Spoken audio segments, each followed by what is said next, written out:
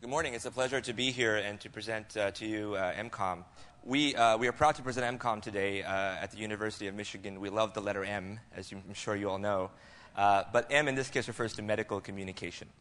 A few conflicts of interest. The regents of the University of Michigan and both presenters here, Dr. Goganeni, who's sitting here with me, and myself, do hold patent and intellectual property rights on the MCOMM invention. So our talk today is divided into 5 sections. We'll begin with an introduction and discuss why we believe pagers are indeed part of the problem. We'll talk about creating a solution, which was MCOMM, by specifically looking at the MCOMM website and the MCOMM iPhone application. We will discuss some limitations of our innovation and end with a few conclusions. So as a general overview, we know that medicine has never been as complex as it is today. Delivery of care now has multiple interactions, multiple providers that are all distributed in time and space. Safe healthcare is thus fundamentally and critically dependent on effective and efficient communication. Despite knowing this, multiple agencies have identified medical communication as an area of growing concern. We know that there are indeed safety concerns. Communication failure is thought to account for approximately 50% of all medical errors. Transitions of care, as we all know as hospitalists, can be extremely devastating. And this is the reason why Joint Commission has cited this as their inpatient safety goal number 2 for this year itself. There are, of course, economic concerns. Poor nurse and physician communication does increase length of stay. A recent study published by the Business School at the University of Maryland estimated the annual loss to a 500-bed hospital due to inadequate physician-nurse communication to be at $4 million. The cost to the healthcare industry as a whole is approximately $12 billion, and that is a conservative estimate. There are obviously quality concerns. We know that communication deficiencies decrease physician and nurse satisfaction and thus retention. We know that a lack of effective communication does reduce patient trust, and thus we believe that quality communication is indeed fundamental to quality patient care. So let's talk about why pagers are part of this problem. But there's some good news I want to discuss first. Pagers are indeed the preferred method for hospital communication. They are reliable technology with near zero failure rates. They feature rapid message transmission. They are accessible via the telephone or via the web. And with recent advents in technology, alphanumeric pagers and two-way pagers allow for a real message to be sent with a page. Importantly, realize, though, that pagers do indeed have several limitations. For example, pagers have a one-way flow of information between one person who sends a message to a recipient. At the same time, it's a single message that limits only 2 individuals to that one privileged part of information. There's no way for a sender of a page to actually confirm that a page was delivered or a page has been actioned upon, because once the message goes, it's in space. Remember that every pager has a limited message length, and as care gets more complex, you can imagine how tough it is to fit in acronyms into a single message as well. The only real means to send a page in today's world is through a different device, which in and of itself is a limitation. A web page or a phone, therefore, is necessary for paging communication. Remember that we are now working in teams, and there's multiple levels of care, and information cannot be shared among team members with a paging model.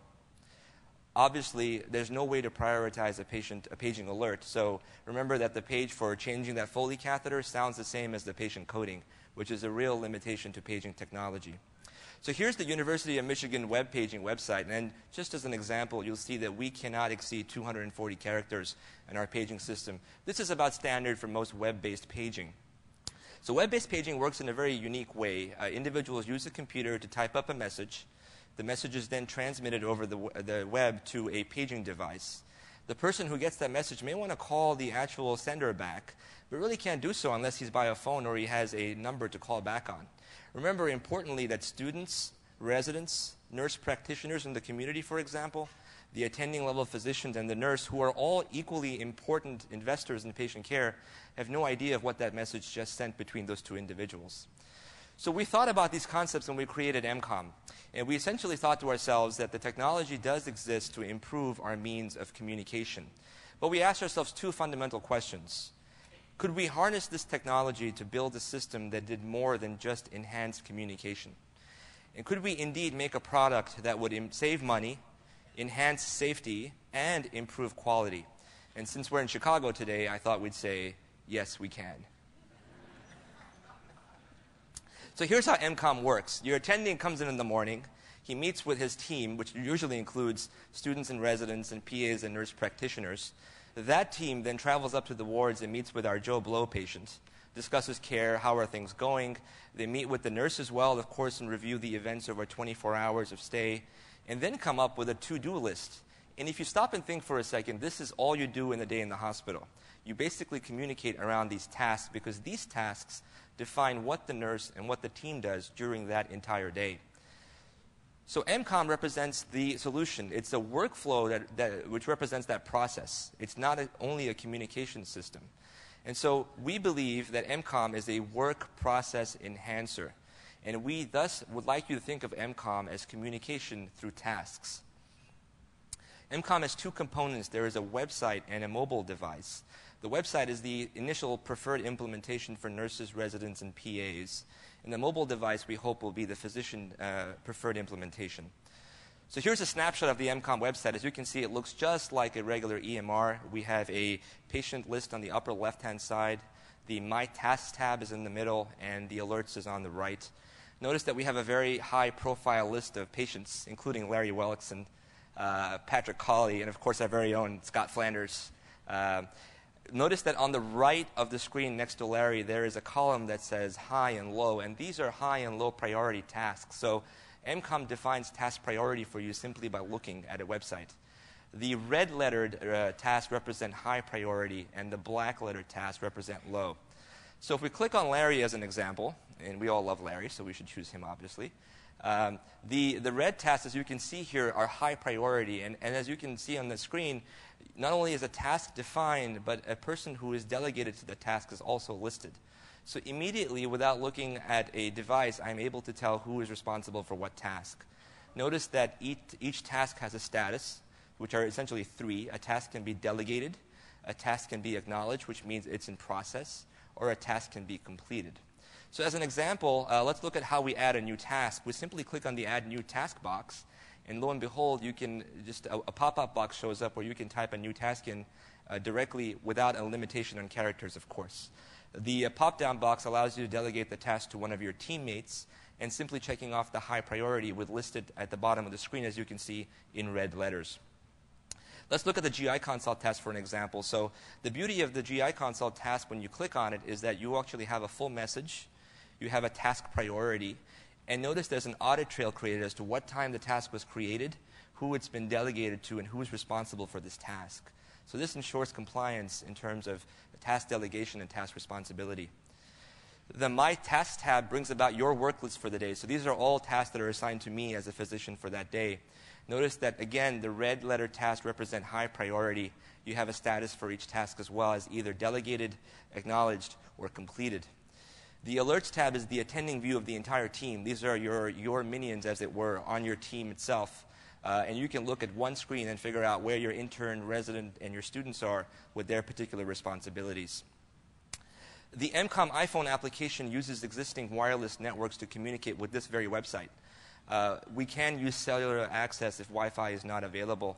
And we envision ultimately that the website will be very infrequently used, and MCOMM will ultimately be completely mobile and wireless with iPhones being used in the hospital.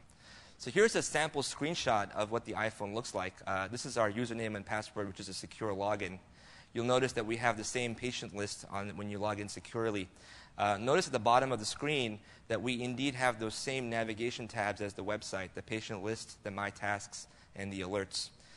Since we talked about Larry, it's only but fitting that we look at Larry again. And as you will see that Larry has a number of high priority tasks listed for him.